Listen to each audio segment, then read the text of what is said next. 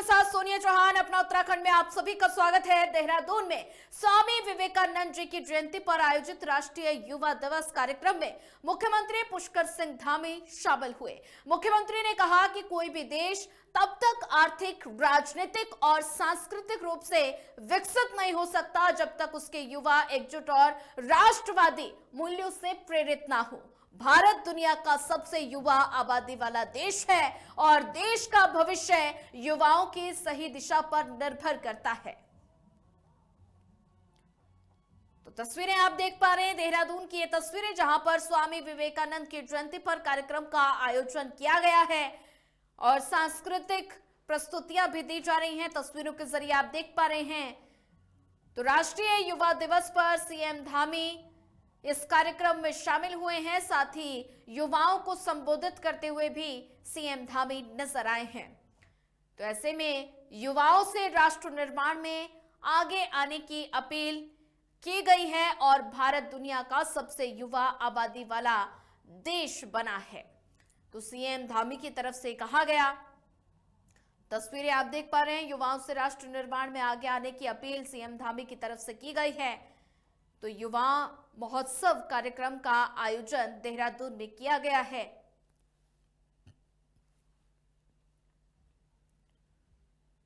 तो तस्वीरों के जरिए आप देख पा रहे हैं, कार्यक्रम का आयोजन किया गया है जिसमें मुख्य अतिथि के तौर पर पुष्कर सिंह धामी इस कार्यक्रम में शामिल हुए हैं और साथ ही दुनिया का सबसे युवा आबादी वाला देश भारत है, धामी की तरफ से ये कहा गया।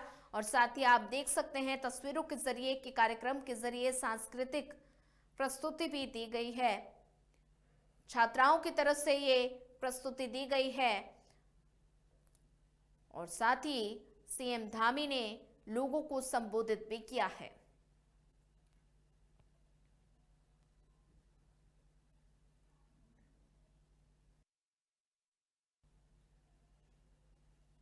मेरा मानना है कि कोई भी राष्ट्र आर्थिक, सामाजिक, राजनीतिक और सांस्कृतिक रूप से तब तक विकसित नहीं हो सकता जब तक उसकी युवा शक्ति संगठित, आत्मनिर्भर और राष्ट्रवाद की भावना से प्रेरित न हो।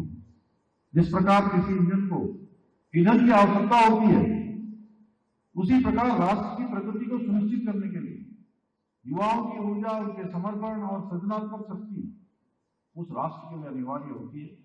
साथियों, भारत आज विश्व का सबसे युवा देश है।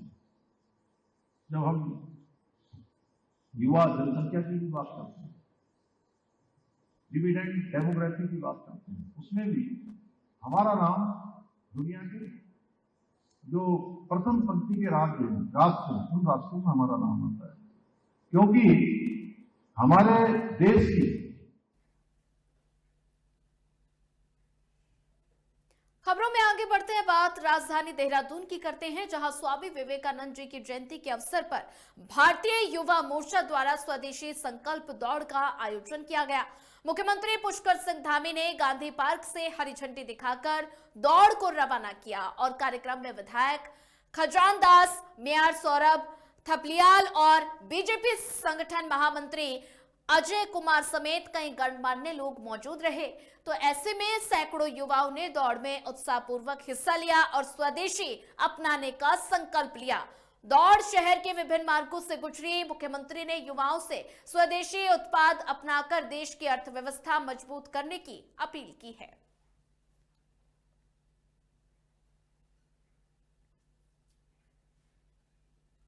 बहुत बधाई देना चाहता हूँ, बहुत शुभकामनाएं देता हूँ, स्वामी को अपनी आवाज़ करता हूँ। और स्वामी जी युवाओं के, स्वामी विवेकानंद जी युवाओं के प्रेरणा स्रोत हैं। उनकी प्रेरणा से आज भारत भी, हमारा देश भी आज दुनिया का सबसे युवा देश है।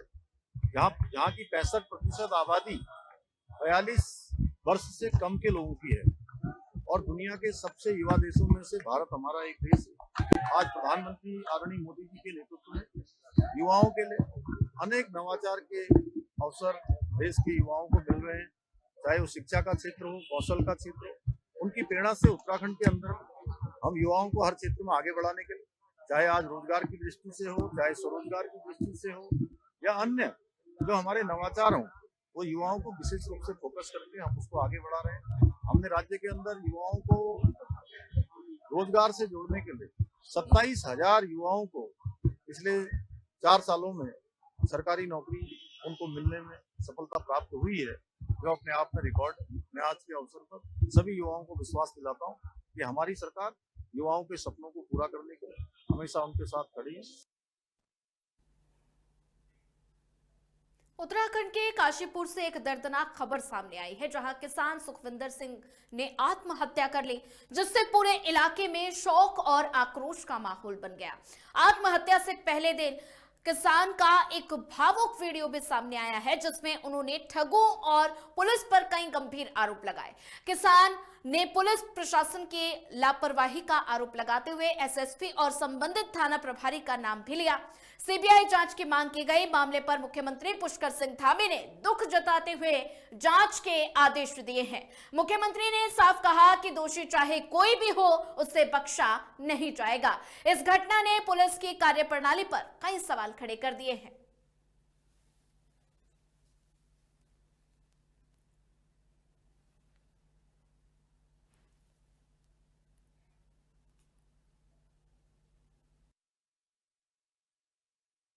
मैं एक किसान हूँ और मैं मर चुका हूँ। जी हाँ, मैं मर चुका हूँ।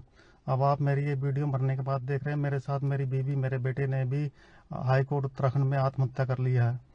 हम लोगों के साथ काशीपुर के गिरोह गैंग ने 4 करोड़ का फ्रॉड किया, जिसमें 3 करोड़ नकद और 1 करोड़ रुपए खाते में दिए। उन्होंने जमीन को छोड़ दिखाया। और देखिए, बहुत दुखद घटना है और उस पर जांच के आदेश दे दिए हैं। मटेरियल जांच उस पर हो रही है और कोई भी कहीं भी अगर दोषी पाया जाएगा तो निश्चित रूप से उसके खिलाफ कार्रवाई होगी।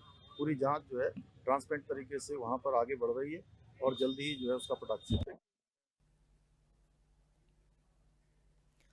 और वहीं ज्यादा जानकारी साझा करने के लिए हमारे साथ स्टेट हेड अमनिंद्र कमल जुड़ चुके हैं। अमनिंद्र, बात की जाए तो मामला काशीपुर का है, जहां एक किसान ने आत्महत्या कर ली है, जिसके बाद हड़कंप मच गया। तो ऐसे में आत्महत्या करने के पीछे की वजह क्या निकलकर सामने आ रही है?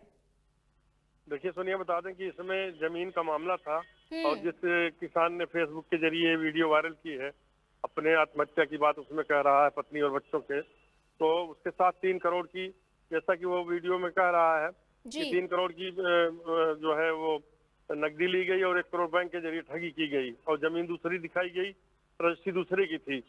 तो इस मामले में फिलहाल 10 पुलिसकर्मियों को सस्पेंड कर दिया गया है और बाकी जो दीपक रावत वहाँ के कमिश्नर हैं, मुख्यमंत्री ने उनको निर्देश दिया है कि इसकी जांच करें और इसमें जो भी दोषी पाया जाता है उसको चिन्हित किया जाए, उसके खिलाफ कठोर कार्रवाई की जाए। जी अवनिंद्र, बात की जाए तो ऐसे में किसान का भावुक वीडियो भी सामने आया है, जिसमें ठगों और पुलिस पर कई गंभीर आरोप किसान की तरफ से लगाए गए हैं।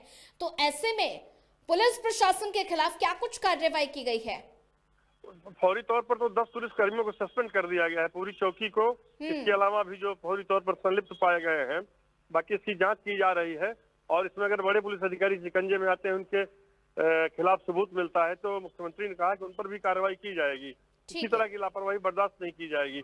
दरअसल उस इलाके में जमीन को लेकर के धोखाधड़ी के पहले भी मामले होते रहे हैं और ये घटना भी उसी से जुड़ी हुई है, क्योंकि लैंड दिखाई गई दूसरी जगह की, रजिस्ट्री दूसरी जगह की गई और 3 करोड़ रुपए, जैसा कि उसने आरोप लगाया किसान ने, खुशवंत ने, कि वो उससे नकदी ली गई और 1 करोड़ जो है बैंक के जरिए लिया गया।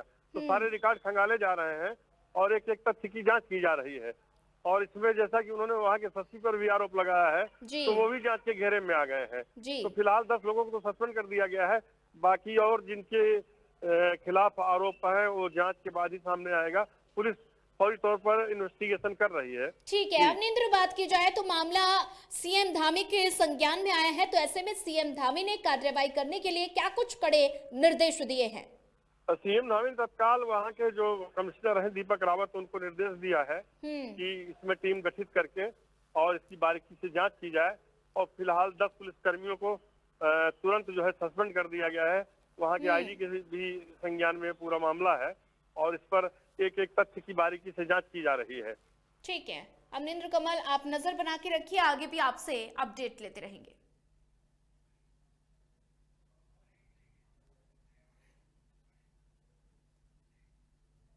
चलिए फिलहाल वक्त तो चला एक छोटे से ब्रेक का। ब्रेक के बाद जल्द हाजिर होंगे।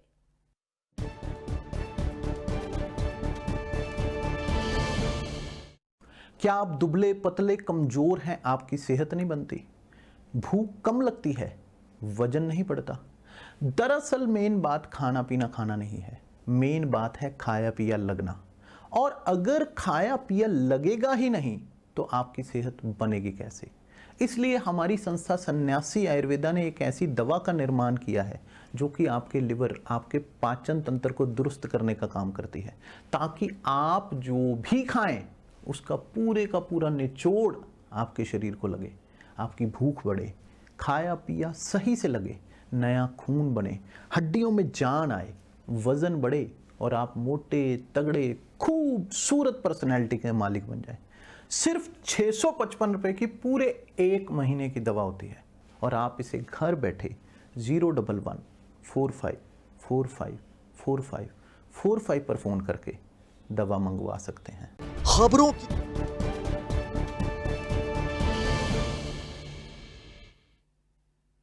ब्रेक के बाद आप सभी का स्वागत है। बात हरिद्वार की करते हैं, जहां भारतीय जनता पार्टी के पदाधिकारियों और कार्यकर्ताओं ने कांग्रेस पार्टी की नीतियों के विरोध में हवन का आयोजन किया। बीजेपी नेताओं ने कहा कि कांग्रेस जन विरोधी, राष्ट्र विरोधी और भ्रामक राजनीति कर रही है। हवन के दौरान वैदिक मंत्रों के साथ ईश्वर से प्रार्थना की गई कि कांग्रेस को सद्बुद्धि मिले और जिलाध्यक्ष आशुतोष शर्मा ने आरोप लगाया कि कांग्रेस भ्रष्टाचार, परिवारवाद और वोट बैंक की राजनीति करती है। तो शिवालिक नगर पालिका अध्यक्ष राजीव शर्मा ने कहा कि कांग्रेस झूठ और भ्रम फैलाकर प्रदेश का माहौल खराब कर रही है। उत्तराखंड की इस सामाजिक संरचना को खराब करने का प्रयास किया जा रहा है और कांग्रेस द्वारा निरंतर इस प्रदेश का माहौल खराब करने का जो एक कुत्सित प्रयास किया जा रहा था, आज जब अंकिता बिटिया के सम्मान को इन्होंने ठेस पहुंचाने के प्रयास किया तो माननीय मुख्यमंत्री जी ने उस बच्ची के माता पिता की इच्छाओं का सम्मान करते हुए उस विषय पर जिसको ये बार बार कांग्रेस उठाती है, वीआईपी और हत्याकांड से जोड़ती है, उसके लिए सीबीआई जांच की संस्तुति भी कर दी। लेकिन उसके बावजूद कांग्रेस अपने दुष्प्रचार से बाज नहीं आ रही है। देखिए, कांग्रेस जो है पूरे देश के अंदर जनाधार विहीन हो चुकी है और लंबे समय से उसके अंदर छटपटाहट है सत्ता में वापसी के लिए। अब उसके पास अपना कोई मुद्दा नहीं है, इसलिए वो भोले भाले निर्दोष लोगों के कंधे पर रखकर अपनी सत्ता रूपी बंदूक चलाना चाहती है। लोग समझते हैं उनके प्रपंच को, इसलिए कभी सफल होने वाला नहीं है। अगली खबर रुड़की से है, जहां कैबिनेट मंत्री सतपाल महाराज आज दौरे पर रहे, जहां इस दौरान हरिद्वार जिला पंचायत अध्यक्ष किरण चौधरी के नेतृत्व में ढरेरा स्थित गौतम फार्म में आयोजित जन जन की सरकार जन जन के द्वार कार्यक्रम में उन्होंने शिरकत की है। कार्यक्रम में हजारों की संख्या में लोग पहुंचे, जहां सतपाल महाराज ने आम जनता की समस्याओं को बारी बारी से सुना और कई शिकायतों का मौके पर निस्तारण भी कराया।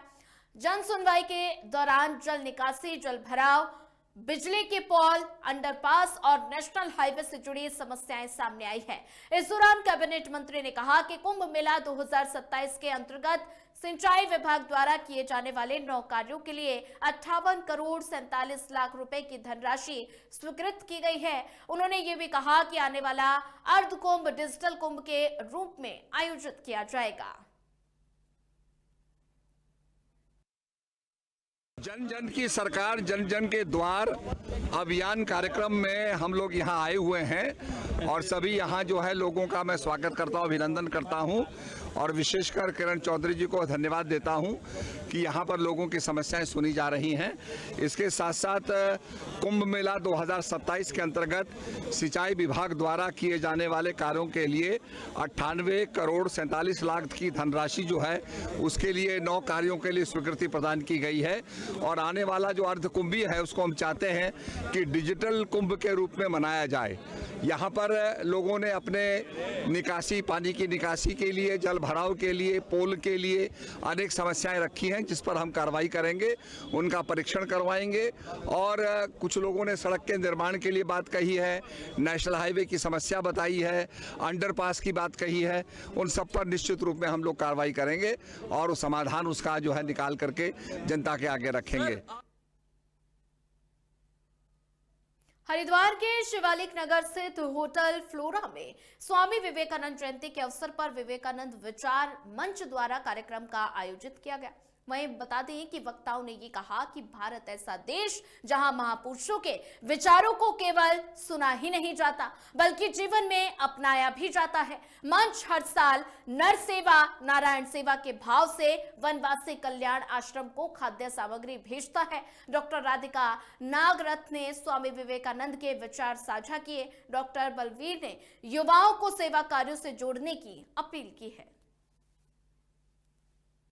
स्वामी विवेकानंद की 164वीं जयंती पर विवेकानंद विचार मंच ने एक गोष्ठी का आयोजन किया और यहाँ पे जो भी सेवा कार्य विवेकानंद विचार मंच द्वारा पूरे साल में किए गए हैं उसका ब्यौरा दिया, जिसमें मुख्यतः वनवासी कल्याण आश्रम, जहाँ पे बिल्कुल ट्राइबल बच्चियों का लालन पोषण किया जा रहा है, उनको पढ़ाया जा रहा है, उनके लिए जो राशन है वो किट रवाना की गई। और वहाँ से डालचंद जी जो वहाँ के मुख्य संयोजक हैं वो भी उपस्थित रहे और आदरणीय कवात्रा जी जो यहाँ विवेकानंद विचार मंच के सचिव हैं और अशोक कुमार गुप्ता जी जिन्होंने अध्यक्ष हैं, उन्होंने भी पूरे वार्षिक गतिविधियों का ब्यौरा दिया। स्वामी विवेकानंद विचार मंच जो है अनेक वर्षों से यहाँ पे सन 1992 से कार्य कर रहा है और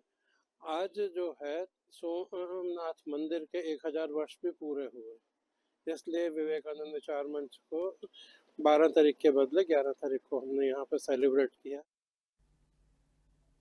चलिए बात अब हरिद्वार की करते हैं, जहां महानगर कांग्रेस ने प्रेस वार्ता कर केंद्र सरकार पर मनरेगा को खत्म करने का आरोप लगाया। कांग्रेस ने चेतावनी दी कि जब तक योजना में बदलाव नहीं किया जाता तब तक पार्टी सड़कों पर उतरकर विरोध करती रहेगी।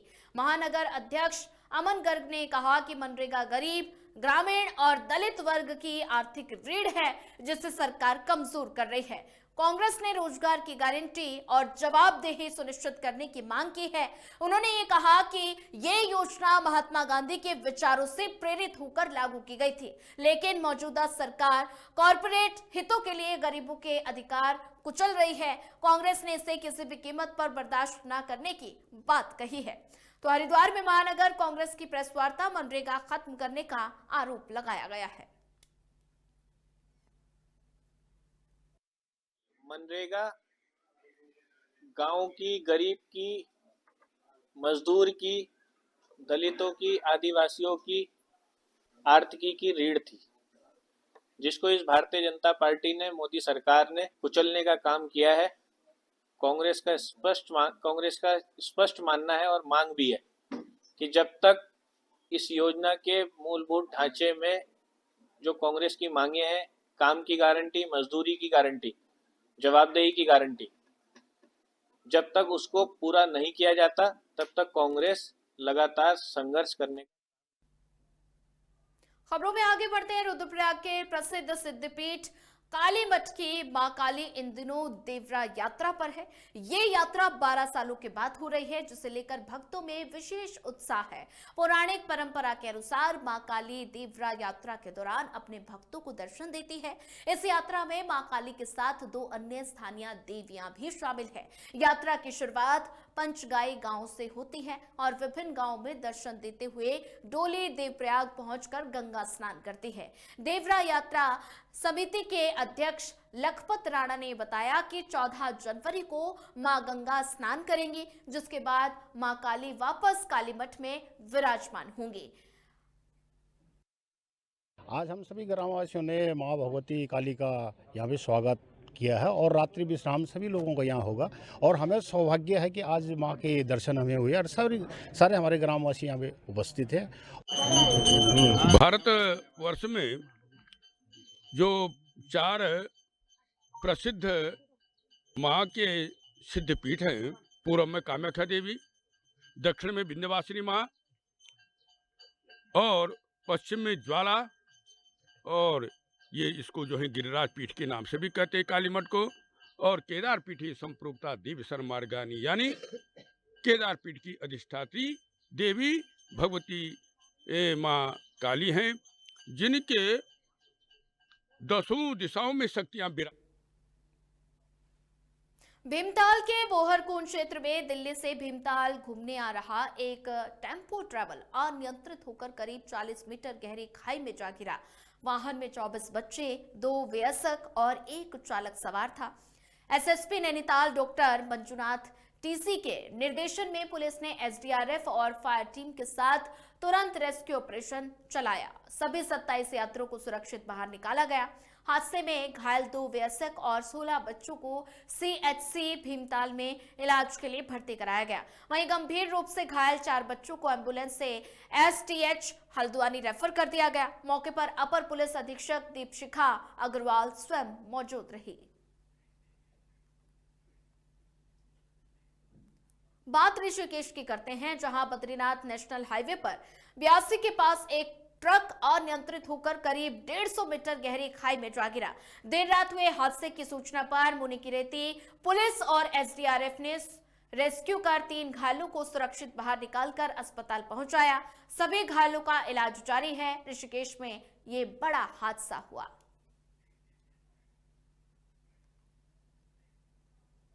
टिहरी में बिना बारिश के ही कड़ाके की ठंड पड़ रही है। लगातार गिरते तापमान और ठंडी हवाओं से जनजीवन प्रभावित हो रहा है। सुबह और रात के समय ठंड का ज्यादा असर महसूस किया जा रहा है। हालात को देखते हुए जिला प्रशासन ने एहतियाती कदम उठाए हैं। सभी नगर पालिकाओं और नगर पंचायतों में अलाव की व्यवस्था की गई है और वहीं बाजारों, बस अड्डों और सार्वजनिक स्थानों पर अलाव जलाए जा रहे हैं। तो साथ ही नई टिहरी में अलाव गोवंश के लिए प्लास्टिक त्रिपाल से शेड भी बनाए गए हैं।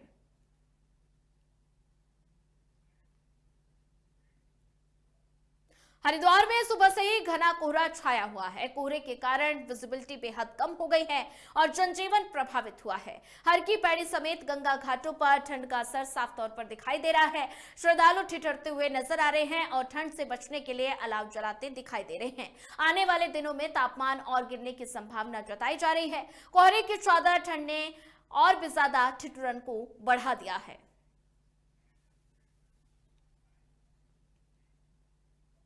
चलिए फिलहाल इस बुलेटिन में इतना ही। ज्यादा खबरों के लिए बने रहिए हमारे साथ। नमस्कार।